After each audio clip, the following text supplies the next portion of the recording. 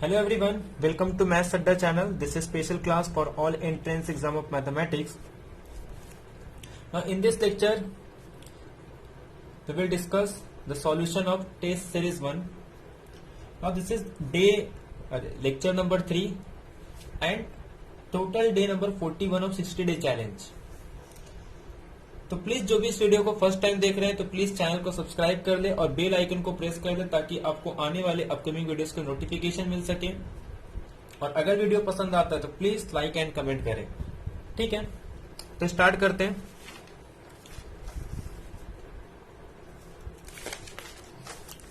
हाँ, तो question number 1, which of the following must be true. इसमें से कौन सा फॉलोइंग क्या है, मस्ट बी ट्रू होगा। यानी कि 4 फंक्शन दिए हैं कि एक तो फंक्शन बोल रहा है इंडिया और चाइना के बीच में, एक फंक्शन बोल रहा है चाइना और ब्राजील के बीच में, और एक फंक्शन बोल रहा है कि सारे 0-1 से लेके 1/n के बीच में, और एक बोल रहा है कि जितने भी अलजेब्राइक नंबर होंगे और कांस्टेंट फंक्शन। पहले में इंडिया और चाइना के बीच में क्या ऑन टू फंक्शन एग्जिस्ट होगा, क्या रसिया और ब्राजील के पॉपुलेशन के बीच में 1/1 फंक्शन एग्जिस्ट होगा, और क्या 0-1 के बीच में जितने भी पॉइंट हैं और 1/n ये सेट के जितने भी पॉइंट्स हैं इन दोनों के बीच में क्या बाइजेक्टिव फंक्शन होगा, और या फिर वो सारे अलजेब्राइक नंबर और कांस्टेंट फंक्शन R2R के बीच में क्या एक ऑन टू फंक्शन एग्जिस्ट होगा। अब जैसा क्या पता होता है कि अगर कोई 2 सेट है, ठीक है, अगर मैं किसी भी 2 सेट की बात कर रहा हूं, A और B के बीच में 1/1 फंक्शन तब एग्जिस्ट होगा जब ये छोटा सेट हो, और ऑन टू फंक्शन तब एग्जिस्ट होगा जब ये सेट बड़ा हो। ठीक है, तो अब इन दोनों के बीच में 1/1 फंक्शन एग्जिस्ट होने के लिए जो A की कार्डिनलिटी है वो B के कार्डिनलिटी से छोटी होनी चाहिए, और ऑन टू फंक्शन होने के लिए B की कार्डिनलिटी A के कार्डिनलिटी से छोटी होनी चाहिए। तो ये हमारे पास रिजल्ट है, इसी रिजल्ट का यूज करेंगे। और उसके बाद जिसमें 2 क्वेश्चन है ना स्टार्टिंग के, उसके लिए आपको पॉपुलेशन पता होना चाहिए। ठीक है, तो अगर आपको पॉपुलेशन इंडिया चाइना की जो भी पॉपुलेशन वगैरह है वो सब क्या होती है वो पता होना चाहिए कि इंडिया 2 नंबर पे है, चाइना 1 नंबर पे है, 3 नंबर पे पाकिस्तान है, 4 नंबर पे और 3 नंबर पे यूएसए है, 4 नंबर पे इंडोनेशिया, 5th पे पाकिस्तान, 6 पे रसिया, 6 पे रसिया नहीं है, 6 पे आई थिंक ब्राजील है, 7 पे बांग्लादेश है, 8 पे नाइजीरिया, 9th पे आई थिंक नहीं बांग्लादेश बाद में आता है, नाइजीरिया, बांग्लादेश और फिर रसिया और मैक्सिको। तो बस वही करना है कि पॉपुलेशन पता होनी चाहिए और उसके बेस पे करना है। तो पहले हम लोग पॉपुलेशन वगैरह लिखते हैं फिर स्टार्ट करते हैं। ठीक है, तो पहले जितने भी कंट्री की पॉपुलेशन देख लेते हैं कि किसका कितना पॉपुलेशन है, फिर स्टार्ट करते हैं। इंडिया और चाइना के बीच में, इंडिया और चाइना के बीच में कैसा फंक्शन एग्जिस्ट होगा, ऑन टू। तो ऑन टू के लिए इंडिया छोटा होना चाहिए। अरे जो सेट है मतलब यहां पे इंडिया है और यहां पे चाइना है, तो China set onto function के लिए छोटा होना चाहिए, बट ये तो बड़ा है, मतलब 1/1 function onto function exist नहीं होगा, मतलब पहला ऑप्शन रॉन्ग है। सेकंड ये कह रहा है कि यहाँ पे रसिया है और यहाँ पे ब्राजील है, और दोनों के बीच में ये रसिया है और ये ब्राजील है, दोनों के बीच में कैसा फंक्शन होना चाहिए, 1/1 फंक्शन। तो 1/1 फंक्शन के लिए रसिया का पॉपुलेशन कम होना चाहिए, तो रसिया का पॉपुलेशन ब्राजील से कम है, यानी कि सेकेंड ऑप्शन राइट होगा।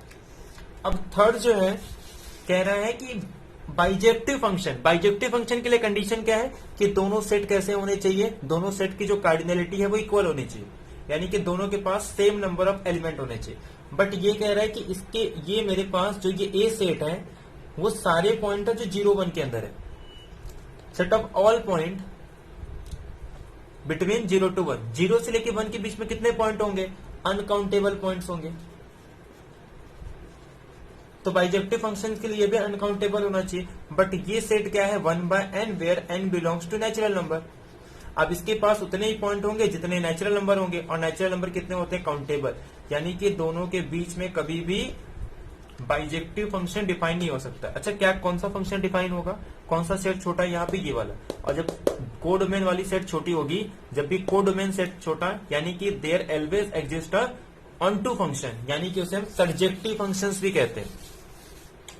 फोर्थ ऑप्शन मैंने आपको कई लेक्चर से बताया कि हम रियल नंबर को 2 पार्ट में डिवाइड करते हैं, एक होता है रैशनल, एक होता है इरैशनल। इरैशनल्स को 2 पार्ट में डिवाइड करते हैं, एक होता है अलजेब्राइक नंबर, मैंने अलजेब्राइक नंबर का डेफिनेशन ही बताया, अल्जेब्राइक नंबर मतलब एक ऐसा नंबर होता है जो किसी एक पॉलिनोमियल का क्या होगा, सॉल्यूशन होगा। ऐसा पॉलिनोमियल जिसका अगर मैं एक पॉलिनोमियल बनाऊं तो ये जो कोएफिशिएंट है वो किसको बिलोंग करेंगे, रैशनल नंबर को।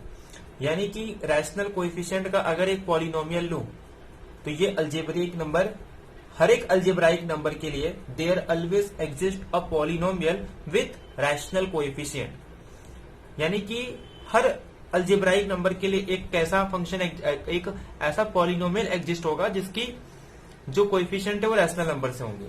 अगर नहीं एग्जिस्ट हो रहा है तो वो नंबर अल्जेब्राइक नहीं हो सकता है।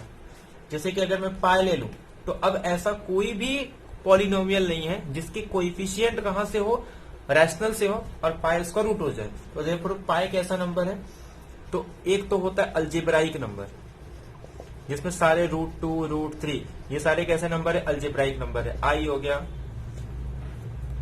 ठीक है। तो अल्जेब्राइक नंबर ये भी होते हैं और कुछ कॉम्प्लेक्स नंबर भी होते हैं। तो अल्जेब्राइक प्लस ट्रांसडेंटल नंबर, जो भी है ट्रांसडेंटल नंबर, तो अल्जेब्राइक नंबर हमेशा काउंटेबल होता है, बट ये जो ट्रांसडेंटल नंबर है ना, ये ऐसे कितने नंबर है हमको पता ही नहीं। तो ऐसे अनकाउंटेबल हम सीक्वेंस डिफाइन कर सकते हैं जिनका जो कन्वर्जेंस है वो क्या होता है, हमेशा ट्रांसडेंटल फंक्शन। तो देयरफॉर ट्रांसडेंटल फंक्शन तो अनकाउंटेबल होते हैं, बट अल्जेब्राइक कैसे होते हैं, काउंटेबल। तो लास्ट ऑप्शन में ये कह रहा है कि there exist onto function for set of algebraic number. तो अल्जेब्राइक नंबर से काउंटेबल और ऑन टू फंक्शन बोला है, मतलब ये भी या तो काउंटेबल हो या तो फाइनाइट हो। अब काउंटेबल में सब आ जाते हैं, फाइनाइट, एम्प्टी और डिनोमिनेबल सेट। और किसके बीच में बोल रहे हैं, जितने भी कांस्टेंट फंक्शन होंगे from R to R, R से लेके आर तक। अब ये काउंटेबल होना चाहिए, बट ये तो अनकाउंटेबल है। क्यों अनकाउंटेबल है, क्योंकि आर से लेके आर तक मैं कितने कांस्टेंट फंक्शन डिफाइन कर सकता हूं, अनकाउंटेबल। क्यों अनकाउंटेबल, क्योंकि मेरे पास यहां पे कितने एलिमेंट है, पूरे अनकाउंटेबल एलिमेंट है। तो मैं कोई भी F of X is equal to C define कर सकता हूं, where C belongs to real number. अब सी कितने हैं, जितने रियल नंबर होंगे, क्योंकि यहां पे कांस्टेंट पे कोई कंडीशन नहीं दिया है। आर से लेके आर तक मैं ऐसे कितने कांस्टेंट फंक्शन डिफाइन कर सकता हूं, अनकाउंटेबल। ये सी के प्लेस पे मैं कोई भी रियल नंबर दे सकता हूं। तो देयरफॉर सेकंड सेट कैसा हो गया, अनकाउंटेबल। तो काउंटेबल और अनकाउंटेबल के बीच में ऑन टू फंक्शन नहीं, सिर्फ वन फंक्शन एग्जिस्ट होगा। तो देयरफॉर हम ये कह सकते हैं कि हमारा जो ऑप्शन नंबर सेकेंड और जो थर्ड है, अरे फर्स्ट ऑप्शन रॉन्ग था, सेकेंड ऑप्शन राइट है, थर्ड ऑप्शन क्या कह रहा है कि there exist onto function. यानी कि हमारा जो सेकेंड ऑप्शन है वो राइट हो गया, बाकी first, third, fourth option wrong.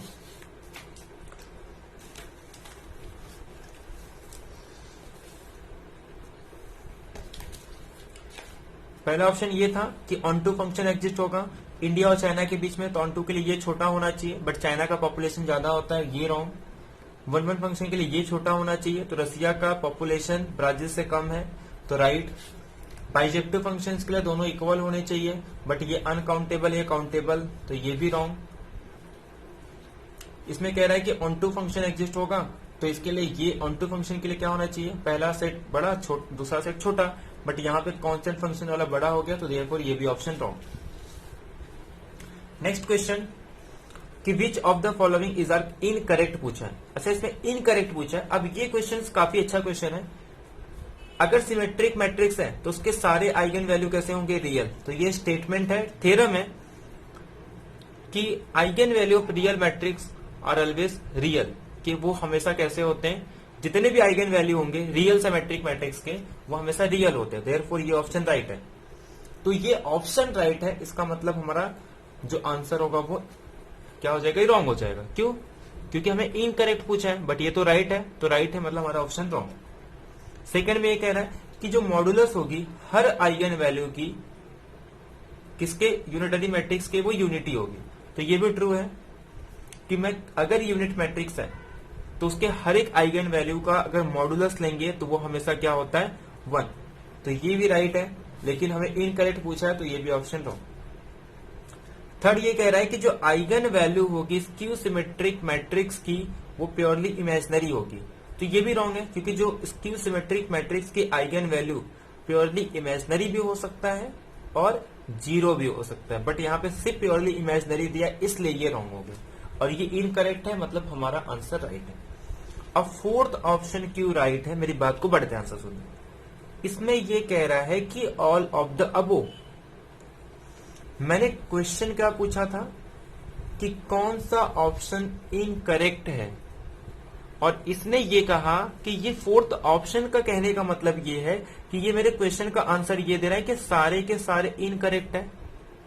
Question क्या है मेरा, ऑल ऑफ द बुक का मतलब क्या होता है कि मैंने क्वेश्चन क्या पूछा है, मैंने कहा कि इसमें से कितने ऑप्शन इनकरेक्ट है, ये कह रहा है कि सारे इनकरेक्ट है। तो क्या सारे के सारे इनकरेक्ट है? नहीं, ये वाला इनकरेक्ट नहीं है, मतलब ये जो स्टेटमेंट है ये स्टेटमेंट इनकरेक्ट बता रहा है। अब जो भी इनकरेक्ट स्टेटमेंट होगा वो मेरा ऑप्शन राइट हो जाएगा। तो देयरफॉर इसके ऑप्शन जो राइट है वो कौन कौन से राइट होंगे, सी और डी दोनों ऑप्शन इसके करेक्ट हो जाएंगे, बाकी ए और बी रॉन्ग हो, क्योंकि इसमें से इनकरेक्ट निकालना है। ये दोनों ट्रू है, इसके लिए रॉन्ग, सी ट्रू है, इसके लिए ट्रू, बट इसने कहा कि सारे के सारे इनकरेक्ट है जो कि रॉन्ग है। तो देयरफॉर ये स्टेटमेंट कैसा हो जाएगा, ऑप्शंस के हिसाब से ये इनकरेक्ट है, और इनकरेक्ट ही हमारा आंसर कैसा होगा, राइट होगा। तो देयरफॉर इसके सी डी ऑप्शन करेक्ट है। अब क्वेश्चन नंबर 47 में ये कह रहा है कि एक मैट्रिक्स गिवन है, alpha N B N denote कर रहे हैं two eigen value of A raise to N. अब हमें पता है कि अगर किसी मैट्रिक्स की रैंक आइगन वैल्यू मिल जाए ना, तो पॉलिनोमियल का हम क्या निकाल सकते हैं, आइगन वैल्यू निकाल सकते हैं। तो यहाँ पे सिर्फ ए रेस टू एन पूछा है, तो अगर इसकी आइगन वैल्यू 1 है तो उसकी eigen value 1 raise to N, इसका आइगन वैल्यू 2 है तो 2 रेस टू एन, इसकी आइगन वैल्यू 3 है तो 3 रेस टू एन, इस तरीके से निकाल सकते हैं। अब बट कंडीशन ये है कि जो अल्फा एन वो आइगन वैल्यू होगा जिसका मॉडुलस बी एन के मॉडुलस से ग्रेटर देन होगा। तो इसमें 4 कंडीशंस है। अब सॉल्व करते हैं। पहले तो मैट्रिक्स क्या गिवन है, मैट्रिक्स जो है वो 1 1 1 0, ये एक मैट्रिक्स है। अगर इसकी आइगन वैल्यू कैसे निकालेंगे, आइगन वैल्यू निकालने का फॉर्मूला है, पहले तो हम इसका कैरेक्टरिस्टिक पॉलिनोमियल निकालते हैं। तो कैरेक्टरिस्टिक पॉलिनोमियल कैसे निकालते हैं, the characteristic polynomial x square minus, यहां पे ट्रेस लिखते हैं, तो ट्रेस कितना हो जाएगा 1 इंटू एक्स प्लस इसका डिटरमिनेंट निकालेंगे, तो ये 0 -1 यानी कि -1, यानी कि जो कैरेक्टरिस्टिक पॉलिनोमियल हो गया वो हो गया x square minus x minus 1। तो अब अगर आइगन वैल्यू निकालेंगे तो इसकी कैरेक्टरिस्टिक रूट को आइगन वैल्यू कहते हैं हम, जो भी इसकी रूट आएगी। तो इसका रूट कैसे निकालेंगे, माइनस बी, माइनस माइनस क्या हो जाएगा प्लस, यानी कि 1 plus minus B square minus 4ac, B square minus 4ac मतलब -1 का स्क्वायर 1 माइनस 4 इंटू 1 इंटू -1 मतलब माइनस माइनस प्लस 1 प्लस 4 कितना हो जाएगा 5/2। तो ये इसके रूट हो गए, मतलब एक वैल्यू आ जाएगी x प्लस, अब रूट 5 है ना, इसके प्लेस में हम लोग 2 ले लेते हैं, आसपास की वैल्यू ले लेते हैं। तो सपोज 2/2 और एक बार ले लेते हैं x is equal to 1 minus 2/2, यानी कि ये वैल्यू आ जाएगी 3/2, ये वैल्यू 3/2 और यहां से ये वैल्यू आ जाएगी -12, यानी कि एक वैल्यू आ गई 1.5 और एक वैल्यू आ गई -1/2 यानी -0.5। अब अगर इसका मॉडुलस लेंगे तो ये 1.5, इसका मॉडुलस लेंगे तो 0.5, दोनों में ग्रेटर कौन है 1.5, यानी ये हमारा हो जाएगा अल्फा और ये हमारा हो जाएगा बीटा। तो हमें अल्फा की वैल्यू मिल गई 1.5 और बीटा की वैल्यू मिल गई 0.5। अब कंपेयर करते हैं ऑप्शंस को। तो अल्फा एन ये क्या हो जाएगा 1.5/n, बीटा एन क्या हो जाएगी 0.5 -n। ऑप्शन नंबर 1 ये कह रहा है कि alpha tends to infinitive as N tends to infinitive, यानी कि इसकी वैल्यू अप्रोच करेगी इन्फिनिटी को जैसे ही n की वैल्यू इन्फिनिटी होगी। और हमें पता होता है कि अगर इसकी वैल्यू r/n ये टेंस टू 0 होगा as n tends to infinitive, कब, जब r की वैल्यू लेस देन 0 होगी। तो मतलब ये वैल्यू तो इन्फिनिटी को अप्रोच 0 को अप्रोच करेगी, और ये वैल्यू r/n अप्रोच करती इन्फिनिटी को as n tends to infinitive अगर r की वैल्यू ग्रेटर देन 0 होगी, लेस देन 1 और ये ग्रेटर देन 1। तो यहाँ पे हम लोग मॉडुलस लिख देते और बेटर होगा, ठीक है, किसी का मॉडुलस अगर लेस देन 1 होगा और किसी का मॉडुलस ग्रेटर देन 1 होगा तो वो इन्फिनेटिव को अप्रोच करती है, अगर मॉडुलस लेस देन 1 है तो वो 0 को अप्रोच करती है। तो ये 0 को अप्रोच करेगी, ये इन्फिनेटिव को अप्रोच करेगी। पहला ऑप्शन ये कह रहा है कि ये इन्फिनेटिव को अप्रोच करेगी जब n टेंस टू इन्फिनेटिव, यानी कि फर्स्ट ऑप्शन राइट। सेकेंड ये कह रहा है कि bn tends to 0 if n tends to infinitive, तो ये भी राइट, क्योंकि bn क्या है, mod r is less than 1, तो therefore first second option right है। थर्ड ऑप्शन ये कह रहा है कि जो बीटा n है ना, ये निगेटिव होगा फॉर एवरी n, बट हर एक n के लिए नहीं होगा, क्योंकि बीटा n जो है ना वो -0.5:n है। तो अगर मैं n को इवन ले लू तो इवन के लिए तो पॉजिटिव हो जाएगा, तो हर एक n के लिए निगेटिव नहीं होगा, तो रॉन्ग। कह रहा है कि बीटा n पॉजिटिव होगा हर एक n के लिए, फॉर एवरी n। तो अब मैं कह रहा हूं 1.5 पॉजिटिव है, कुछ भी n कर दो तो हमेशा पॉजिटिव रहेगा, यानी कि सेकेंड सी ऑप्शंस को छोड़ के सारे ऑप्शंस करेक्ट है। अगर ऑप्शंस को कंपेयर करें तो अल्फा इन्फिनेटिव को अप्रोच कर रहा है as n tends to infinitive, right. ये bn टेंड करेगी 0 को जब n टेंस टू इन्फिनेटिव, ये भी राइट। ये रॉन्ग होगा, बाकी डी ऑप्शन रॉन्ग। अब क्वेश्चन नंबर 48 देखते हैं। क्वेश्चन नंबर 48 में ये कह रहा है कि A एक 2x2 मैट्रिक्स है with complex entry which is non zero non diagonal, pick out the case when A is not diagonalisable, यानी कि वो केस लेना है जिसमें वो डायगोनलाइजेबल नहीं होगा।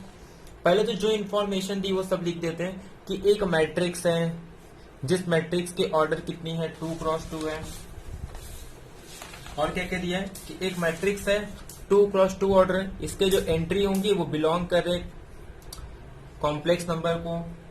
थर्ड ये कह रहा है कि ये कैसा मैट्रिक्स है, एक नॉन जीरो मैट्रिक्स है।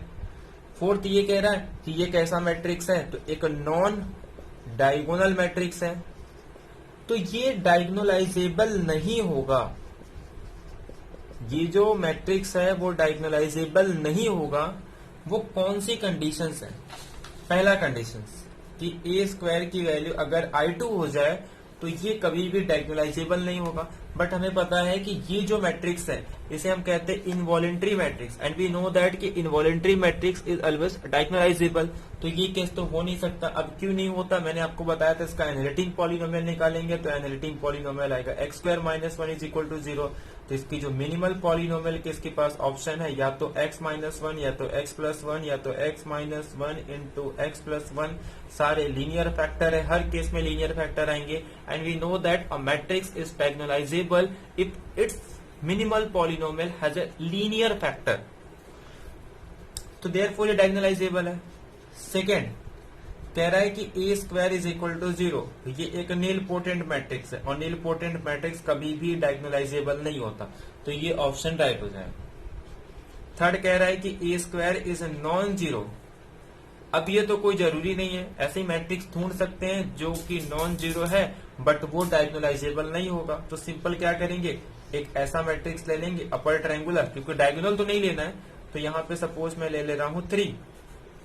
क्लियरली इसके सारे आइगन वैल्यू डिस्टिंक्ट है, और अगर मैं a² भी ले लूं तो भी देखो सिंपल सी बात है, अगर यहाँ पे मैं 1 0 3 2 लेता हूं तो इसका पहला ही एंट्री जो है वो 1 नॉन जीरो आ रहा है, मतलब ये मैट्रिक्स कैसा हो जाएगा, नॉन जीरो। बट क्या ये डायगोनलाइजेबल है? अरे क्या ये डायगोनलाइजेबल नहीं है? नहीं, ये डायगोनलाइजेबल है। बट हमको क्या बताना है, वो कंडीशंस कि जिसमें कि डायगोनलाइजेबल नहीं होगा बट ये तो डायगोनलाइजेबल है, तो देयरफॉर ये भी ऑप्शन रॉन्ग है। फोर्थ ये कह रहा है कि जब दोनों के दोनों आइगन वैल्यू इक्वल होंगे, ये कह रहा है कि अगर दोनों के दोनों आइगन वैल्यू इक्वल होंगे, बट हमें पता है कि अगर दोनों आइगन वैल्यू इक्वल है तो हम ये नहीं कह सकते कि वो नॉन डायगोनलाइजेबल होगा। ये डिपेंड करेगा इसके करस्पॉन्डिंग जो आइगन वेक्टर्स होंगे, I1, E1 और E2। अब अगर ये दोनों आपस में लीनियरली इंडिपेंडेंट है तब तो ये डायगोनलाइजेबल हो सकता है। तो देयरफॉर आइगन वैल्यू सेम होना it is not enough to decide the given matrix is not diagonalisable. तो कोई भी मैट्रिक्स डायगोनलाइजेबल नहीं है, इस बात के डिसाइड हम लोग सिर्फ इस मैट्रिक्स के आइगन वैल्यू को सेम देख के हम ये निर्धारित नहीं कर सकते हैं कि जो मैट्रिक्स है वो हमारा क्या होगा, डायगोनलाइजेबल नहीं होगा। तो सिर्फ मैट्रिक्स कि आइगन वैल्यू को सेम देख के हमें ये निर्धारित नहीं करना है कि ये जो मैट्रिक्स है वो डायगोनलाइजेबल नहीं होगा। ठीक है, अब नेक्स्ट क्वेश्चन है क्वेश्चन नंबर 49। तो देयरफॉर यहां से हमारे पास ऑप्शंस को एक बार देख लेते हैं। तो देयरफॉर ऑप्शन ये तो कभी नहीं हो सकता, तो ये हो गया, ये भी नहीं, ये भी नहीं। तो देयरफॉर बी एक ऐसा ऑप्शन है जो कि निलपोटेंट मैट्रिक्स है कि ये मैट्रिक्स बताता है कि ये कभी भी डायगोनलाइजेबल नहीं होगा। क्वेश्चन नंबर 49 लीनियर ट्रांसफॉर्मेशंस का काफी क्वेश्चन हमने किया है कि जब भी लीनियर ट्रांसफॉर्मेशन आ जाएगा, कोई भी बेसिस नहीं दिया है, तो स्टैंडर्ड बेसिस का यूज करके हम मैट्रिक्स फॉर्म कर सकते हैं। मैट्रिक्स कैसे फॉर्म करते हैं? मैट्रिक्स का जो बेसिस है, मतलब जो ये आर क्यूब है, आर क्यूब, तो दोनों के पास कितने डायमेंशन है? 3 3, यानी कि मैट्रिक्स की ऑर्डर हो जाएगी 3 3। अब मैट्रिक्स कैसे फॉर्म करते हैं? पहले एक्स का जो कोएफिशिएंट होगा उसको यहां लिख देंगे। यहाँ पे एक्स का कोई टर्म नहीं, तो यहाँ पे 0। यहाँ पे एक्स का एक टर्म है जिसकी कोएफिशिएंट कितनी है? 1। यहाँ पे एक्स का कोई टर्म नहीं, तो 0। सेकंड में यहाँ पे एक्स 2 का टर्म देखना है, तो यहाँ पे 2 आ जाएगा। सेकंड में बात करूं तो -4, और थर्ड में नहीं। फोर्थ में सिर्फ एक्स क्यूब का टर्म है कितना? 3, और बाकी सारे एंट्री 0। क्वेश्चन ये कह रहा है कि जो ट्रेस है वो -4 होगा। क्लियरली इसका ट्रेस कितना हो रहा है? -1, तो पहला ऑप्शन इनकरेक्ट हो गया। सेकंड कह रहा है कि t ऑन 2 होगा, तो ऑन 2 कैसे चेक करते हैं कि इसके पास रैंक कितनी होगी? ठीक है, तो इसका रैंक 3 आना चाहिए। अब फाइनाइट डायमेंशन है, अगर रैंक 3 आ गया तो मतलब वो ऑन 2 भी हो जाएगा और क्लियरली 1 1 भी हो जाएगा। हमें पता है कि फाइनाइट डायमेंशन पे अगर वो ऑन 2 है तो वो हमेशा 1 1 होता है, अगर 1 1 है तो वो हमेशा ऑन 2 होता है। तो अगर मैं ध्यान से देखूं, अगर मैं इसको आपस में इंटरचेंज कर दूं, एक्सचेंज कर दूं, तो ये क्या हो जाएगा? 1 -4 0, ये 0 2 0, और ये 0 0 3। क्लियरली ये एक कैसा मैट्रिक्स है? रो एक्लोन फॉर्म बना सकते हैं इसको हम लोग। तो इसे मैं 1 2 से डिवाइड करके 1 बना सकता हूँ, इसे 3 से डिवाइड करके 1। तो देयरफॉर हर एक कॉलम में पिवट है, तो ये कैसा मैट्रिक्स हो जाएगा? मतलब इसकी रैंक कितनी है? 3 है, क्योंकि कितने इसके पास पिवट है? 3 नॉन जीरो पिवट है। तो देयरफॉर इस मैट्रिक्स की जो रैंक है वो 3। और वी नो दैट कि कोई भी मैट्रिक्स ऑन 2 तब होता है जब उसके इमेज की डायमेंशन किसके हो जाएगी? उसके कोडोमेन के डायमेंशन के इक्वल हो जाएगी। कोडोमेन का डायमेंशन 3 और इसके रेंज का डायमेंशन रैंक 3, तो देयरफॉर मैट्रिक्स कैसा है? ऑन 2 है। और फाइनाइट डायमेंशन है, अगर मैट्रिक्स ऑन 2 है तो 1 1 भी हो जाएगा, या फिर रैंक नलिटी थ्योरम का यूज करके भी हम कह सकते हैं नंबर ऑफ कॉलम। तो therefore the nullity of A is equal to 3 - 3 is equal to 0। और वी नो दैट कि कोई भी मैट्रिक्स ऑन 2 तब होगा जब नलिटी के पास कितने एलिमेंट होंगे? 0, यानी कि सिर्फ 0 ही एकमात्र ऐसा एलिमेंट होगा जो कि 0 के पास जाएगा। बाकी ए सेट का कोई भी एलिमेंट या फिर वेक्टर स्पेस आर क्यूब का ऐसा कोई भी नॉन जीरो वेक्टर नहीं है जो कि 0 के पास जाता है। और अगर कोई वेक्टर जाता भी है तो वो सिर्फ क्या है? 0 वेक्टर।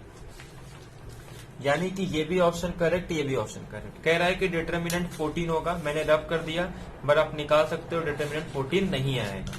तो देयरफॉर जो ऑप्शन नंबर है वो डी बी डिस्क क्या हो जाएगा? इनकरेक्ट हो जाएगा। क्वेश्चन नंबर 50 कह रहा है कि which of the following are not a subspace of the vector space. ये काफी क्वेश्चन है, सब स्पेस का डेफिनेशन करके प्रूफ भी कर सकते हैं, बट प्रूफ करना कोई बड़ी बात नहीं है, यहाँ पे रिजल्ट यूज ही करना है। रिजल्ट ये कहता है, बाकी तो सिंपल कैलकुलेशन ही रहता है, वही प्रूव करना है कि अल्फा इंटू अगर कोई 2 वेक्टर ले लो, कैसे प्रूव करते हैं? मान लो अगर मुझे ये कोई सब स्पेस है W, इसको किसी एक बड़े स्पेस B का मुझे क्या बताना है? सब स्पेस बताना है। ये सबसेट है, इक्वल भी हो सकता है, कोई प्रॉब्लम नहीं। V is a subspace of V। कोई भी 2 एलिमेंट उठाऊं, W1 उठाया, W2 उठाया, तो जो लीनियर कॉम्बिनेशन होगा यानी कि alpha W1 plus alpha 1 alpha 2 W2 belong करना चाहिए W। अगर ये लीनियर कॉम्बिनेशन W के अंदर है, अरे यार, अगर ये लीनियर कॉम्बिनेशन W के अंदर है तो ये कैसा हो जाएगा? सब स्पेस हो जाएगा किसका? B का, अदरवाइज नहीं होगा। जहां पे अल्फा 1 और अल्फा 2 क्या है? स्केलर है, जिस फील्ड के ऊपर इस W को डिफाइन किया गया है। ठीक है, बट हमें ये ट्रू नहीं करना है, हमें ये यूजुअल मेथड का यूज नहीं करना है। एक्चुअली हम यूजुअल मेथड का यूज करके ये प्रूव कर देते हैं कि अगर हमारे पास कोई भी लीनियर इक्वेशन है a1 x1 a2 x2 solve up to an xn, और यहाँ पे कोई कांस्टेंट आ रहा है b, बी अगर जीरो है तो ये हमेशा वेक्टर स्पेस फॉर्म करता है, बी अगर नॉन जीरो है तो ये वेक्टर स्पेस फॉर्म नहीं करता है। तो सिर्फ यही देखना है कि लीनियर कॉम्बिनेशन में जो भी लीनियर इक्वेशन है कहीं कांस्टेंट टर्म तो नहीं आ रहा। अगर कांस्टेंट टर्म आ गया तो चेक करो वो जीरो है या नॉन जीरो है, मतलब अगर कुछ नहीं रहेगा जीरो तो वो वेक्टर स्पेस फॉर्म करता है। अगर नॉन जीरो नंबर 1 2 3 4 5 6 जीरो को छोड़ के कोई भी नंबर आ जाए तो वेक्टर स्पेस फॉर्म नहीं करता। सिर्फ यही चेक करना है, बाकी कुछ नहीं है इसमें। तो देखते हैं कौन सा ऑप्शन राइट है। अब इसमें ध्यान दो, कहीं भी ये नॉन जीरो है क्या जीरो है, जीरो है। यहाँ पे भी ये भी टर्म जीरो है तो देयरफॉर वेक्टर स्पेस फॉर्म करेगा। यहाँ पे नॉन जीरो आ गया, वेक्टर स्पेस फॉर्म नहीं करेगा। यहाँ पे ध्यान दो, ये जब भी इस तरीके का कंडीशन दे देगा समझ लेना कभी भी वेक्टर स्पेस फॉर्म नहीं करता। क्यों? क्योंकि जो फील्ड के एलिमेंट है वो तो आर से आएंगे ना, क्योंकि एक्स बिलोंग करेगा आर को, वाई बिलोंग करेगा आर को, जेड बिलोंग करेगा आर को। यानी कि आर क्यूब को डिफाइन किसके ऊपर किया है, आर के ऊपर डिफाइन किया है। अब मैं कह रहा हूं आर के ऊपर डिफाइन किया है और अगर मैं आर की वैल्यू पॉजिटिव ले लू, एक अल्फा पॉजिटिव ले लू, अल्फा पॉजिटिव ले लू या फिर अल्फा को निगेटिव ले लू, सपोज निगेटिव ले रहा हूं। अब ये कह रहा है एक्स पॉजिटिव होगा बट अल्फा से मल्टीप्लाई करने पे ये निगेटिव हो जाएगा और ये को वैलिड मतलब इसको फॉलो नहीं कर रहा है, तो देयरफॉर ये सब स्पेस नहीं हो सकता। यहाँ फिर से कांस्टेंट आ गया तो ये भी सब स्पेस नहीं हो सकता। यानी कि only option A is correct, remaining option B C D option are wrong. Next question, question number 51, ये ग्रुप थ्योरी का क्वेश्चन है, काफी इंटरेस्टिंग क्वेश्चन है। इसमें बहुत सारे थ्योरम्स यूज होंगे, कॉशी थ्योरम यूज होगा, इसके अलावा कॉशी थ्योरम यूज होगा, सिलो थ्योरम यूज करेंगे, फिर प्राइम ऑर्डर के कुछ। अब ध्यान सुनो, मैं कह रहा हूं किसी ग्रुप का ऑर्डर 125 है तो एक काफी स्टैंडर्ड रिजल्ट है कि अगर कोई भी ग्रुप पी क्यूब ऑर्डर का है तो हमेशा उसके पास जो सेंटर ऑफ जी होंगे वो कितने होंगे, 5। यानी कि इसके पास 5 ऐसे एलिमेंट होंगे जो हर एक के साथ कम्यूट करेगा। बट ये कंडीशन तब वैलिड हो जब वो कह दे कि G is not abelian, G is not abelian. अगर ये कॉन्सेप्ट कहे तब तो ये वैलिड है, बट अगर ऐसा कुछ न बोले तब इस स्टेटमेंट को रॉन्ग बोले, क्योंकि हो सकता है वो साइक्लिक है। वी नो दैट कि हर एक ग्रुप के ऑर्डर की, अगर मैं कोई भी ग्रुप ले लूं तो देयर, अगर इसकी ग्रुप की ऑर्डर n तो there always exist Zn such that कि जी आइसोमॉर्फिक होगा। हर ग्रुप आइसोमॉर्फिक होती है Zn के। अरे हर ग्रुप बोल रहा हूं, कोई भी ऑर्डर ले लूं तो उस ऑर्डर का एक ऐसा सब ग्रुप है जो कि आइसोमॉर्फिक होगा Zn के। यानी कि हर ऑर्डर का साइक्लिक ग्रुप मिलता है, बट हर ऑर्डर के अबेलियन मिल जाए और हर ऑर्डर के नॉन अबेलियन मिल जाए ये जरूरी नहीं है। बट हर ग्रुप का एक ही साइक्लिक ग्रुप होता है, मतलब हर ऑर्डर के एक ही साइक्लिक ग्रुप होते हैं और वो होता है Zn। यानी कि every cyclic group of order n is isomorphic to each other. तो हमारे पास ऑर्डर क्या था, तो मतलब जो मैं ये कह रहा हूं कि अगर ये 125 है तो इसके पास सेंटर ऑफ जी 5 होगा, ये हमेशा कंपलसरी नहीं है। यानी कि 2 सब ग्रुप इसके पास, मतलब 2 हो सकता है। एक तो मैं ले सकता हूं जेड को जेड 125 भी ले सकता हूं। अब जेड 125 है तो यहां से ये कह रहा था कि जो मैं सेकेंड ऑप्शन है ना, यहां से मेरा ये सेकेंड ऑप्शन एलिमिनेट हो जाएगा। ये कह रहा है कि centre of G is a proper sub group. ध्यान से देखो, ये कह रहा है कि the centre of G is a proper sub group, कि जो जी का सेंटर ऑफ जी है वो एक प्रॉपर सब ग्रुप होगा। बट हमें पता है कि जी एक साइक्लिक ग्रुप है, साइक्लिक ग्रुप है मतलब अबेलियन है। जेड 125 साइक्लिक ग्रुप है। कैसा ग्रुप है ये, एक साइक्लिक है। साइक्लिक है मतलब कैसा हो जाएगा, अबेलियन हो जाएगा। और अबेलियन है इसका मतलब कोई भी ए बिलोंग करूं जेड 125 को तो Z A B is equal to B A for every B belongs to G. यानी कि हर जी के एलिमेंट के साथ ये ए क्या करेगा, कम्यूट करेगा। मतलब हर एक एलिमेंट अगर जी की कम्यूट कर रहे हैं मतलब सेंटर ऑफ जी किसके इक्वल हो जाएगा, जी के इक्वल हो जाएगा। तो क्या सेंटर ऑफ जी यहाँ पे प्रॉपर सब ग्रुप है जी का? नहीं। तो देयरफॉर जो हमारा ऑप्शन नंबर सेकंड है वो रॉन्ग हो जाएगा। तो therefore option number second is wrong. Now first option ये कह रहा है कि G has a non trivial abelian सब ग्रुप, कि जी के पास एक non trivial abelian subgroup होगा। अब यहाँ पे कॉची थ्योरम का यूज करेंगे। कॉची थ्योरम ये कहता है कि अगर कोई भी प्राइम ग्रुप है, प्राइम ग्रुप मतलब p⁻n फॉर्म का, तो अगर इसको डिवाइड कौन कर रहा है, 1 डिवाइड कर रहा है, p डिवाइड कर रहा है, p² डिवाइड कर रहा है, p³ डिवाइड कर रहा है, तो प्राइम ग्रुप के लिए जो हमारे पास सबसे इंपॉर्टेंट थ्योरम है लैग्रेंजस थ्योरम, जो ऐसा कहा जाता है कि ग्रुप थ्योरी में जो सबसे ज्यादा इंपॉर्टेंस है वो लैग्रेंजस थ्योरम का है। लैग्रेंजर थ्योरम के बाद जो सेकंड नंबर आता है वो आता है क्लास इक्वेशंस का। अगर आप अलजेब्रा की बुक पढ़ोगे गैलियन के, उसने ये कहा है कि अगर लैग्रेंजस थ्योरम के बाद जो सबसे इंपॉर्टेंट कॉन्सेप्ट है वो क्लास इक्वेशंस का होता है। Class equations is a very important concept in group theory. वहां से बहुत कुछ हमको सीखने को मिलता है। हम इक्विवेलेंस क्लासेस वगैरह पढ़ते हैं, पार्टीशन पढ़ते हैं, परम्यूटेशंस के अंदर काफी एप्लीकेशंस है, और उसी का यूज करके हम सब कॉची थ्योरम, कैलिया थ्योरम और सीलो वगैरह सब प्रूफ वगैरह करते हैं। काफी इंपॉर्टेंट है क्लास इक्वेशंस का। वहां से जो फिर क्लास इक्वेशंस में हम लोग नॉर्मलाइजर, सेंट्रलाइजर, कंजुगेट, वो सब वहीं पे यूज करते हैं। तो लेकिन जो सबसे इंपॉर्टेंट है वो लैग्रेंजर थ्योरम, जो कि काफी यूजफुल होता है। लैग्रेंजर थ्योरम ये कहता है कि अगर कोई भी ग्रुप है, अगर मान लो एक जी एक ग्रुप है जिसकी ऑर्डर कितनी है n, और h एक सब ग्रुप है जिसका ऑर्डर है m, तो m must be divide n। But इसका कन्वर्स ट्रू नहीं होता कि अगर सपोज g के ऑर्डर है n और एक d अगर n को डिवाइड है, तो देयर एग्जिस्ट अ सब ग्रुप h सच दैट कि उसकी ऑर्डर d हो जाए, ये कंपलसरी नहीं होता। इसके लिए हमारे पास सबसे इंपॉर्टेंट है A4 की ऑर्डर होती है 24, 6 उसको डिवाइड करता है, बट 6 ऑर्डर का A4 के पास कोई भी सब ग्रुप नहीं होता। बहुत ही अच्छा एग्जांपल है A4 हमारे पास।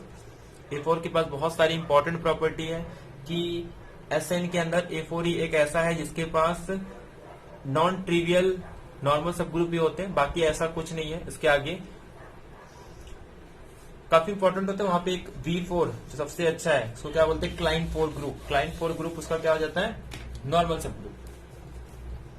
तो लेकिन P ग्रुप के अंदर ऐसा नहीं होता। P ग्रुप के अंदर ये लैग्रेंजस की कन्वर्स थ्योरम अप्लाई हो जाती है। कन्वर्स थ्योरम इस तरीके से अप्लाई होता है कि अगर मैं कह रहा हूं p³ को डिवाइड कर रहा है 1p p² p³, तो इस ऑर्डर का एक सब ग्रुप भी एग्जिस्ट होता है।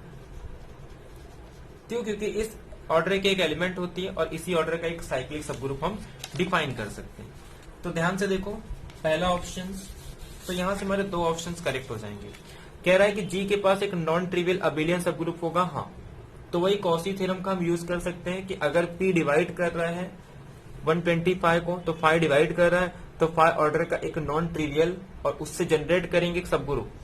एक्चुअल में कॉची थ्योरम तो सिर्फ हमें एलिमेंट के बारे में बताता है कि अगर कोई नंबर ग्रुप के ऑर्डर को डिवाइड कर रहा है, तो देयर एग्जिस्ट, अगर वो p ग्रुप है तो there exist a element of that order, उस p ऑर्डर का एक एलिमेंट होगा।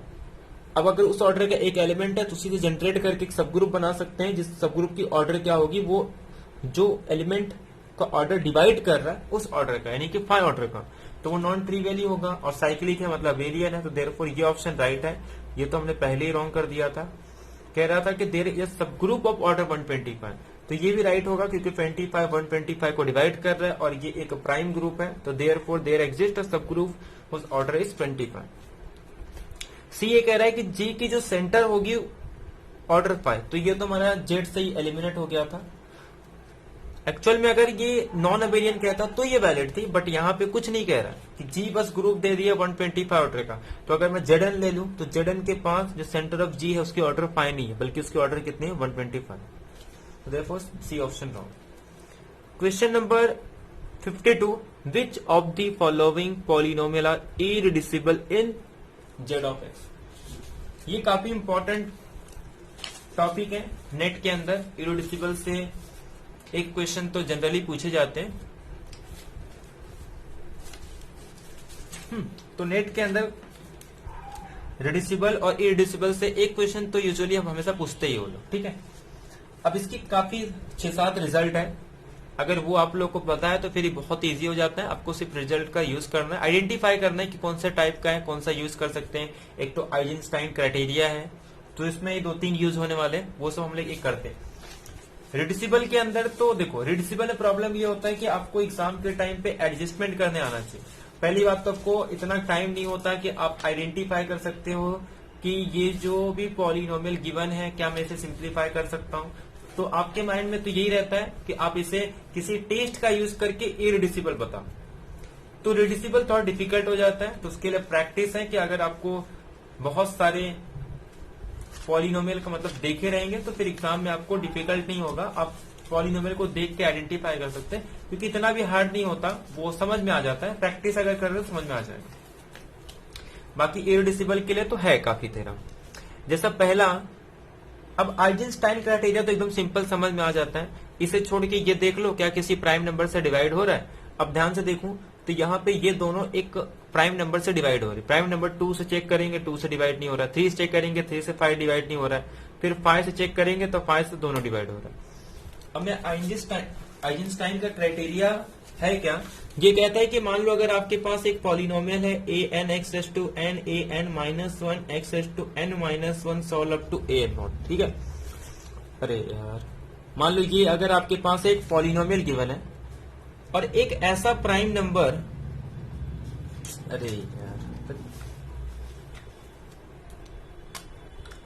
ठीक है, अगर एक ऐसा प्राइम नंबर p एग्जिस्ट हो जाए जो कि an माइनस 1 को भी डिवाइड कर रहा है, p डिवाइड कर रहा है an माइनस 2 को, solve up to p divide कर रहा है a नॉट को। ये पहली कंडीशन है, यहाँ पे रुकना नहीं है। बट जो p स्क्वायर है वो a नॉट को डिवाइड नहीं करना चाहिए, और ये जो p है ना इस an को भी डिवाइड नहीं करना चाहिए। अगर ये कंडीशन सेटिस्फाई हो रही है तो ये जो पॉलिनोमियल है इसे हम कहते हैं इरिड्यूसिबल होगा बाय आइजेंस्टाइन क्राइटेरिया, ठीक है। तो अब यहाँ पे इसी थ्योरम का यूज करके हम प्रूव करेंगे कि जो पहला ऑप्शन है कि x raise to 4 10x plus 5 ये क्या नहीं होगा, अरे इरिड्यूसिबल है बाय आइजेंस्टाइन क्राइटेरिया। मैं एक p को सिलेक्ट कर देता हूँ, 5 जो है वो x 10 को भी डिवाइड कर रहा है, 5 जो है वो 5 को भी डिवाइड कर रहा है, और जो 5 की स्क्वायर 25 5 को डिवाइड नहीं कर रही है, और जो 5 है इसका कोएफिशिएंट यानी 1 को भी डिवाइड नहीं कर रहा है। तो therefore it satisfy all the conditions of Eisenstein criteria, therefore the given polynomial is not reducible, या फिर ये कह सकते हैं the given polynomial is irreducible over z of x। Second example is कि b is equal to X cube minus 2x plus 1। अब इसे भी चेक करना है, तो थोड़ा एडजस्टमेंट अगर मैं ध्यान से देखूं तो मैं इसे लिख सकता हूं x cube minus x plus 1, ठीक है। अब यहां से क्या कर सकता हूं, ये थोड़ा एडजस्टमेंट आपको समझ में आना चाहिए। हो सकता है एग्जाम में आपका दिमाग काम नहीं करेगा, इसीलिए पहले से प्रैक्टिस करो ताकि एग्जाम में पॉलिनोमियल देख के समझ में आ जाएगा। जनरली सबके साथ होता है, क्योंकि ये जो बहुत सारे एक्सपर्ट जो ज्यादा प्रैक्टिस किए रहते हैं वो हो जाता है। अगर आप प्रैक्टिस नहीं कर रहे हो तो जाहिर सी बात है आपका दिमाग एग्जाम के टाइम पे आपका उतना, या तो आपको टाइम कंज्यूमिंग होगी, इसीलिए पहले से प्रैक्टिस कर लो तो बेटर है।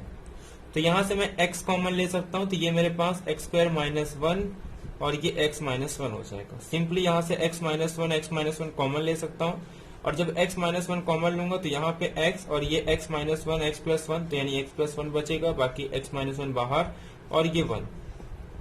तो देयरफॉर x माइनस 1, और यहां से क्या हो रहा है ये x square plus x minus 1, तो ये इरिड्यूसिबल है, क्योंकि इरिड्यूसिबल का डेफिनेशन ये होता है कि it can not be factor, उसे हम फैक्टर नहीं कर सकते। इसके पास एक लीनियर फैक्टर आ गया, तो देयरफॉर अब लीनियर फैक्टर मतलब उसी z ऑफ x के अंदर या फिर q ऑफ x के अंदर, वी नो दैट कि अगर वो z ऑफ x के अंदर है तो ऑटोमेटिक q ऑफ x के अंदर भी इरिड्यूसिबल होता है। तो देयरफॉर इसे हम लीनियर फैक्टर्स में लिख सकते हैं। अब ये जो एक लीनियर फैक्टर आ गया तो देयरफॉर ये इरिड्यूसिबल नहीं हो सकता। तो therefore second option is reducible. Actual में हमें इरिड्यूसिबल पूछा है, तो पहला ऑप्शन क्या था, राइट था, क्योंकि वो इरिड्यूसिबल है। सेकंड ऑप्शन रॉन्ग हो गया। थर्ड कह रहा है x is to 4 plus X square plus 1। ये काफी फेमस एग्जाम्पल है कि एक तो इस टेक्निक में हम क्या करते हैं सिंपल एक्स स्क्वायर के प्लेस पे 2, अरे एक्स स्क्वायर है ना, तो एक्स स्क्वायर के प्लेस पे p पुट कर देंगे, या फिर सिंपल हम ये करते हैं कि X raise to 4 plus 2 X square minus X square plus 1 ये पुट कर देते हैं, इससे होगा। तो यहाँ पे x square plus 2 minus X square, ठीक, इससे नहीं होगा। तो फिर क्या करेंगे हम लोग इसमें, वही X square X raise to 4 plus X square plus 1 है, तो इसको मैं सपोज एक्स स्क्वायर के प्लेस पे ए पुट कर दूंगा, तो ये A square plus A plus 1 हो जाएगा। तो देयरफॉर अब इसका रूट निकाल देंगे, ऐसे ही करेंगे, या फिर और कोई टेक्निक, ठीक है ऐसे कर सकते हैं।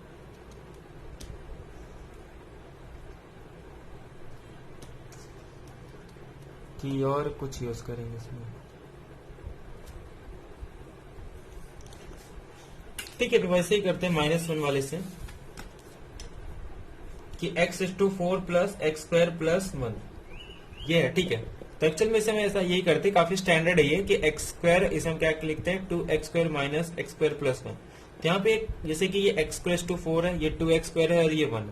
तो अगर मैं ध्यान से देखूं तो ये X is to 4 2x square plus 1 minus X square, तो यहाँ पे ये फॉर्मूला बन जाता है। किसका फॉर्मूला बन जाता है, ध्यान से देखूं तो ये एक्स प्लस और एक्स स्क्वायर प्लस 1 का स्क्वायर फॉर्मूला है ना, X raise to 4 plus 2x square और प्लस 1 माइनस एक्स स्क्वायर हो गया ये। बट सिंपल यहाँ पे एक्स स्क्वायर प्लस 1 है, मतलब ये पूरा टर्म को a बोल देंगे, इसे b बोल देंगे। तो यानी कि ये हमारे पास हो जाएगा एक्स स्क्वायर प्लस 1 एक बार ले लेंगे माइनस एक्स, और एक्स स्क्वायर प्लस 1 एक बार ले लेंगे प्लस एक्स, ठीक है। तो इसे हम फिर से फैक्टर कर रहे हैं, मतलब ये भी क्या हो जाएगा, इट्स नॉट अ इरेड्यूसिबल। असल में इरेड्यूसिबल का मतलब ये होता है कि उसे हम फैक्टर्स नहीं कर सकते, बट यहां फैक्टर कर दिए मतलब ये रिड्यूसिबल। अब लास्ट एग्जांपल है x cube plus x plus 1। अब ध्यान दो, एक्चुअल में ये इरेड्यूसिबल है। अब कैसे समझ में आया, तो प्रैक्टिस से। बट आपको कैसे समझ में आएगा ये इरेड्यूसिबल है, तो आपको टेस्ट पता होना चाहिए, या फिर आप इसे फैक्टर्स करो, सॉल्व करो। अब इरेड्यूसिबल भी तब पता चलता है जब अगर आपकी प्रैक्टिस है तो आप डायरेक्ट इसे फैक्टराइज कर दोगे, मतलब इसके अलग अलग फैक्टर्स निकाल सकते हैं, कुछ एडजस्टमेंट करके आ जाएगा। बट अगर वो होता है तो इसीलिए पहले से प्रैक्टिस करेंगे तो अच्छा है। अब ध्यान दो, इसमें हम लोग मॉड पी टेस्ट का यूज करते हैं। तो जनरली अगर कोई भी पॉलिनोमियल 2 या 3 डिग्री का है, तो 2 डिग्री का है तो हम Z2 पे चेक करते हैं, और 3 डिग्री का है तो Z2 और Z3 पे चेक करते हैं। अगर वो Z2 और Z3 के ओवर अगर रिड्यूसिबल है तो वो रिड्यूसिबल होगा, अगर इरेड्यूसिबल है तो इरेड्यूसिबल होगा। Z2 के एलिमेंट कितने होंगे, 0 और 1। Z3 पे एलिमेंट कितने होंगे, तो 0 1 2। चेक कर लेते हैं, मैं 0 पुट करूं तो 1 आ रहा है, 1 पुट करूं तो 3, और 3 मतलब फिर से कितना होगा 1, मतलब ये इरेड्यूसिबल है ओवर Z2। अब Z3 पे चेक करते हैं, Z3 पे चेक करेंगे तो 0 पुट करने पे 1, तो मतलब 0 पे भी ये रिड्यूसिबल नहीं। 1 पुट मतलब 0 आना चाहिए, मतलब इसका रिमाइंडर अगर 0 है तो वो रिड्यूसिबल हो जाएगा। 1 पुट करेंगे तो 3, तो देयरफॉर ये इरेड्यूसिबल नहीं होगा, क्योंकि जैसे मैं यहाँ पे 1 पुट कर रहा हूं तो 1 प्लस 1 प्लस 1 कितना हो गया 3। तो देयरफॉर ये कैसा हो जाएगा, इरिड्यूसिबल, अरे रिड्यूसिबल हो जाएगा, क्योंकि Z3 के ऊपर नहीं है। क्योंकि Z3 पे अगर जब हम यहाँ पे 1 पुट कर रहे हैं तो क्या आ रहा है, ये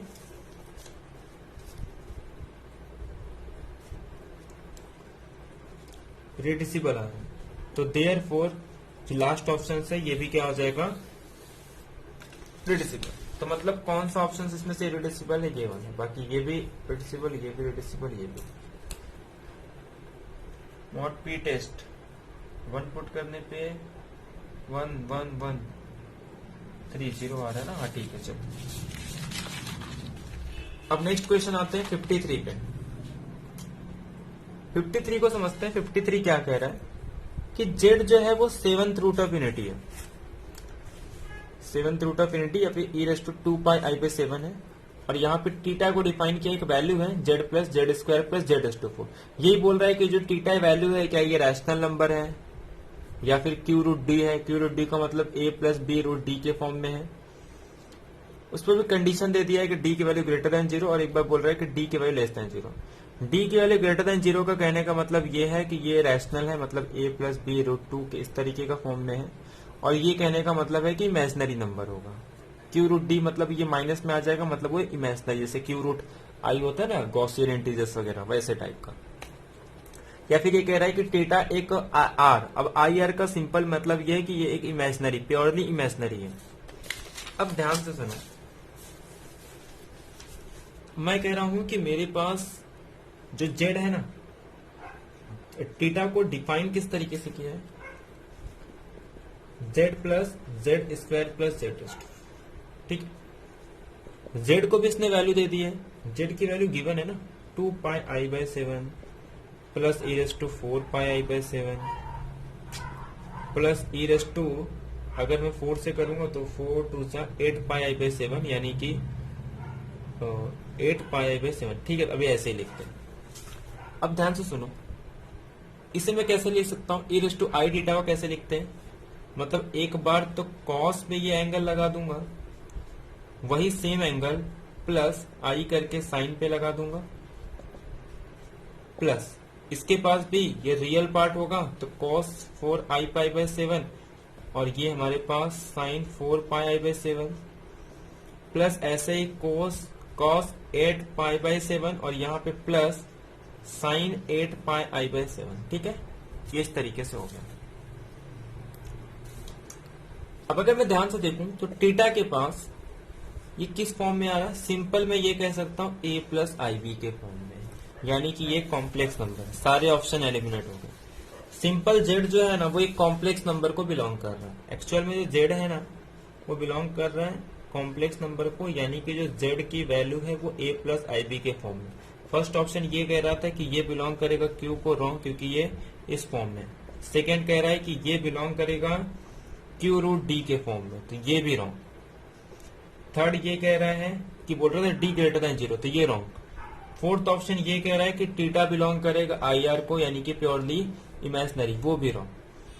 थर्ड कह रहा है कि क्यू रूट डी के फॉर्म में है, यानी कि इसमें रियल पार्ट भी होंगे इमेजिनरी पार्ट भी होंगे, यानी कि A root D B where D is less than zero, मतलब ये एक रूट डी का मतलब से -1 होगा तो ये आई आ जाएगा, तो देयरफॉर ये इस फॉर्म का है, यानी कि कॉम्प्लेक्स नंबर के फॉर्म का। तो therefore option number C correct है, बाकी A B D options wrong हो जाएंगे, ठीक है। तो ये सारे ऑप्शंस रॉन्ग हो गए, यानी कि हम ये कह सकते हैं कि the option number A is wrong, option number B is wrong, option number C is correct, option number D is wrong. Next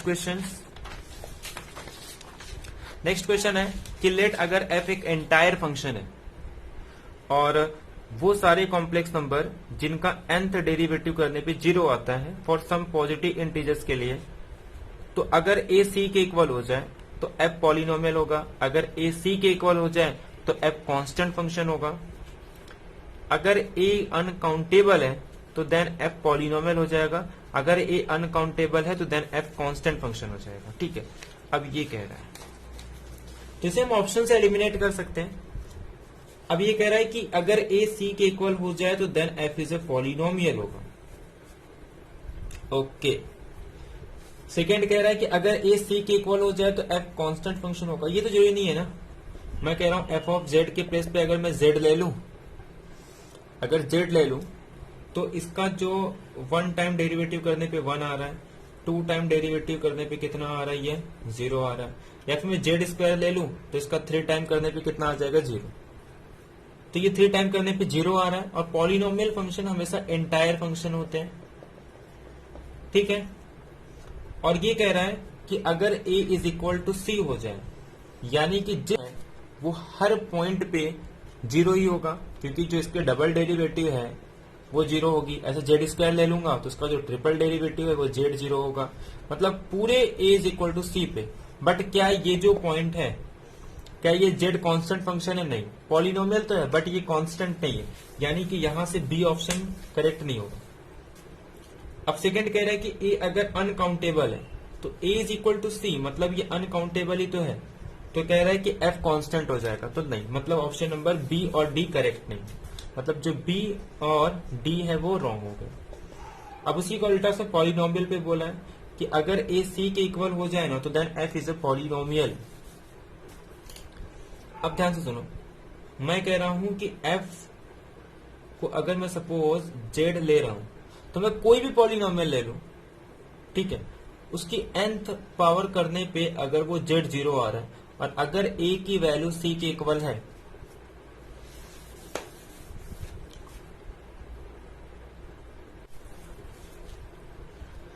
तो कह रहा है कि ए अगर अनकाउंटेबल है, थर्ड ऑप्शन क्या कह रहा है कि अगर ए अनकाउंटेबल है तो then F is a polynomial. मैं कह रहा हूं ए अगर अनकाउंटेबल है तो जो एफ रेस टू एन जो जेड इज इक्वल टू 0 है ये कितने पॉइंट पे हो जाएगा, अनकाउंटेबल पॉइंट पे। अब मैं कह रहा हूं कोई भी चीज अगर अनकाउंटेबल पॉइंट पे 0 है तो आइडेंटिटी फंक्शन क्या कहता है कि अगर वो किसी डोमेन के बहुत सारे पॉइंट पे 0 है तो इसका मतलब क्या होगा, उसके हर पॉइंट पे वो क्या हो जाएगा, 0। यानी कि ये जो a की वैल्यू है वो किसके इक्वल हो जाएगी, पूरे c के इक्वल, क्योंकि अगर वो कॉम्प्लेक्स नंबर के अनकाउंटेबल पॉइंट पे 0 है और फंक्शन एंटायर भी है तो therefore it must be by using identity theorem कि वो एवरीवेयर क्या हो जाएगा, 0 हो जाएगा, मतलब वो a इज इक्वल टू सी। तो यानी कि ये जो ऑप्शन है वो सी करेक्ट हो जाएगा और उसी का अगर हम लोग वाइस वर्सा ले लेंगे तो हमारा ए ऑप्शन भी करेक्ट है कि अगर ए पूरे कॉम्प्लेक्स नंबर पे 0 हो जाता है तो then F must be polynomial. अब नेक्स्ट ऑप्शन क्वेश्चन नंबर 55 काफी सिंपल है कि F of Z is equal to, मैं कह रहा हूं sine pi Z by 2 upon sine pi Z. ये कह रहा है कि देन एफ के पास पोल होंगे, कहां पे पोल होंगे, अब ध्यान सुनना, पोल कब होते हैं, जिस पॉइंट पे ये 0 होगा और खाली ऊपर चेक करना है कि अगर ऊपर भी सेम आ जाए तो वो कैंसिल हो जाता है। अब मैं कह रहा हूं कि जो साइन पाई जेड 0 तब होगा, पोल ही पूछ रहा है ना इसके पास, हाँ, तो ये पोल पूछ रहा है, ठीक है, तो जिस पॉइंट पे 0 होगा तो देयरफॉर ये किस पॉइंट पे 0 होता है, pi Z is equal to N pi, तो therefore Z is equal to N पे, ठीक है, मतलब Z is equal to N, यानी कि इसमें सारे नंबर्स आ जाएंगे, इसमें सारे नंबर्स आ जाएंगे, बट कुछ ऊपर से भी तो कैंसिल होंगे ना। ऊपर क्या आ रहा है, sine pi Z by 2 is equal to, ये भी तो इसके जीरो भी तो होंगे, अरे मतलब ये 0 कब होगा, इसकी वैल्यू 0 कब होगी, जब ये pi Z by 2 is equal to N pi होगा, तो यहां से पाई पाई कैंसिल, यानी कि Z is equal to 2n, यानी कि ये जो इवन पार्ट वाला कैंसिल कर देगा। अब मैं बोल रहा हूं ऊपर से इवन पार्ट नीचे से इवन पार्ट को कैंसिल कर देगा, यानी कि जो नीचे बचेंगे वो z is equal to 2n+1, यानी कि सारे ऑड नंबर्स बचेंगे, ठीक है। तो पहला ऑप्शन ये कह रहा है कि सारे इंटीजर्स पे, तो पहला ऑप्शन रॉन्ग, सेकंड कह रहा है कि सारे इवन इंटीजर्स पे रॉन्ग, थर्ड कह रहा है कि सारे ऑड इंटीजर्स पे तो राइट, फोर्थ कह रहा है कि 4k+1। अब ये ध्यान से देखो तो ये सबसेट है ऑड नंबर का, अगर सारे ऑड पे क्या हो रहा है, वो पोल है तो इस पॉइंट पे भी रहेगा। मैं कह रहा हूं पूरे ऑड है, 3, 5, 7, 11 है, तो उसमें से जो इस फॉर्म के होंगे 5, 9, 13 उस पे भी वो क्या रहेगा, वो भी सारे पोल ही होंगे। तो देयरफॉर जो ऑप्शन नंबर जो इसके सी और डी करेक्ट हो जाएंगे, बाकी इंटीजर्स और इवन वाले रॉन्ग हो जाएंगे। ठीक इसी तरीके से 56 में भी करना है। 56 में क्या कह रहा है कि Z upon 1 minus E raise to Z is equal to sine Z. पहले कह रहा है कि क्या जेड पे एक पोल होगा ऑर्डर 2 का, मतलब 2 ऑर्डर की पोल होगी। अब मैं कह रहा हूं 2 ऑर्डर का पोल, तो ये देख लेते हैं क्या ये 0 पे 0 होगा, हाँ, तो जेड इज इक्वल टू 0 कब होता है, एन पाई पे, तो यहाँ पे एन के प्लेस पे 0 plus minus 1 plus minus 2 put करेंगे, तो 0 पे तो होगा, तो देयरफॉर एक पोल होगा एक ऑर्डर की। अब ये देखते हैं E raise to Z is equal to 1, तो therefore Z is equal to 2n pi I, ठीक है, इस पॉइंट पे होगा। तो क्लियरली यहाँ पे n के प्लेस पे 0 प्लस माइनस 1 पुट करेंगे, तो यहाँ पे 0 पे एक और हो गया, मतलब एक और, यानी कि 2 ऑर्डर की पोल होगी। अब ऊपर से देखेंगे, ऊपर भी 0 आ रहा है, यानी कि 2 से 2 एक पोल कैंसिल होके सिर्फ एक ही पोल बचेगा, यानी कि इसके पास एक पोल तो है, बट कैसा पोल है? सिंपल, ऑर्डर 2 का नहीं है, तो देयरफॉर ये नो। अब हर एक के लिए 2 पाई आई के पे क्या सिंपल पोल होगा, ये भी चेक कर लेते हैं। अब ध्यान से सुनना, 2 पाई आई के पे क्या पोल होगा। अब मैं कह रहा हूं कि साइन, जो साइन जेड है ना, ये तो कभी इमेजिनरी पार्ट पे 0 होता ही नहीं, तो ये तो कुछ प्रॉब्लम नहीं। ऊपर से 0 पे आ रहा है, मतलब ऊपर से भी कोई प्रॉब्लम नहीं। तो अब बचा 1 minus E raise to Z is equal to 0, e raise to Z is equal to 1, तो therefore Z is equal to 2n pi i. तो सब सिंपल ही पोल है, क्योंकि n is equal to 0 plus minus 1 plus minus 2 solve up to, तो यानी कि सब सिंपल पोल है। तो यानी कि क्वेश्चन नंबर 2 यही कह रहा है कि हर k के लिए z is equal to 2 pi i के कैसा होगा, इज अ सिंपल पोल।